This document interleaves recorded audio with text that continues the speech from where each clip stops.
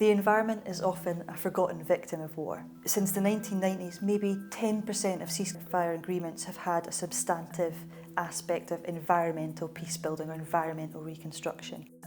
I became particularly alerted when I realized not just destruction, but devastation of land, water, and even air resources because of warfighting and weaponry and the effects this has on the civilians, but also the effect this can have on agriculture and fishing and other areas.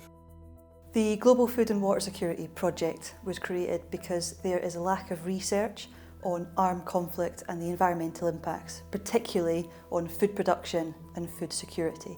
My area of interest is mostly on pollution and how environmental pollution from warfare can lead to ecological effects. It can affect animals and plants in the ecosystem, but also human health effects, particularly if people are eating contaminated crops.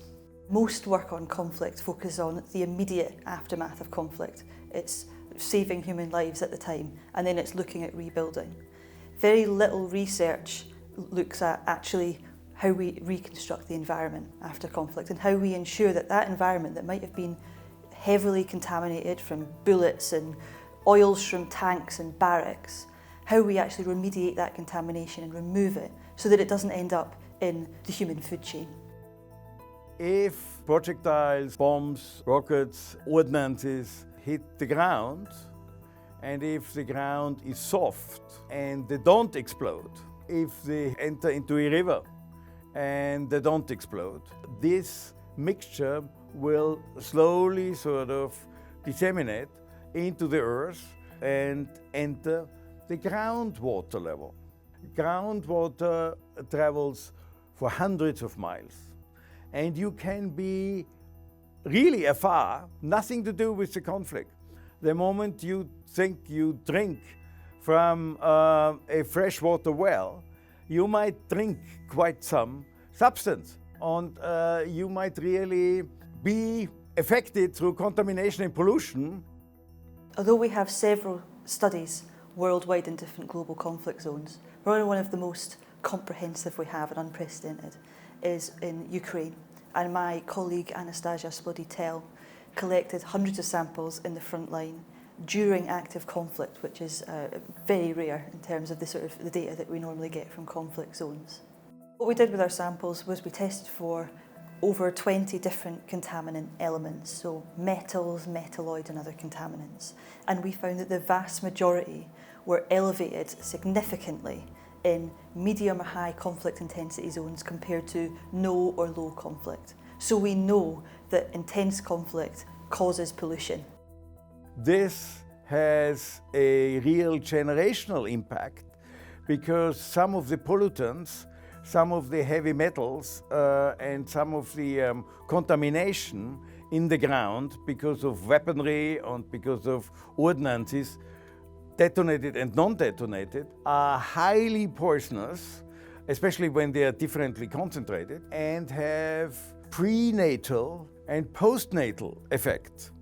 We have to begin thinking of mobilizing artificial intelligence and robotics to enhance the efficiency of decontamination and certainly demining and clearing and cleaning, so create conditions which permits people to be where they would like to be, to help them get usable water, drinkable water, to help them have agriculture and feed themselves according to their cultural and other norms.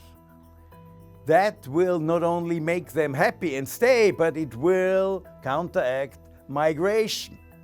As part of the Global Food and Water Security Project, in the UK, I've set up the Armed Conflict and Environmental Research Programme, or ACER, at Canterbury Christ Church University.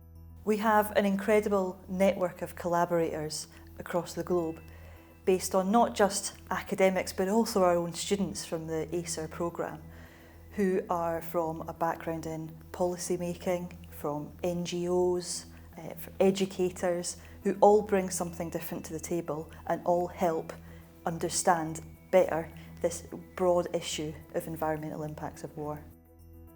I find it obligatory for us, and certainly for people like me, to try to help develop ways and strategies how to deal with the ramifications of conflict and war on the human level, and also to turn food and water, which, as we have seen now frequently, can be an instrument of war, can be weaponized, as we say, to make this an instrument of peace, of stability, and of hope.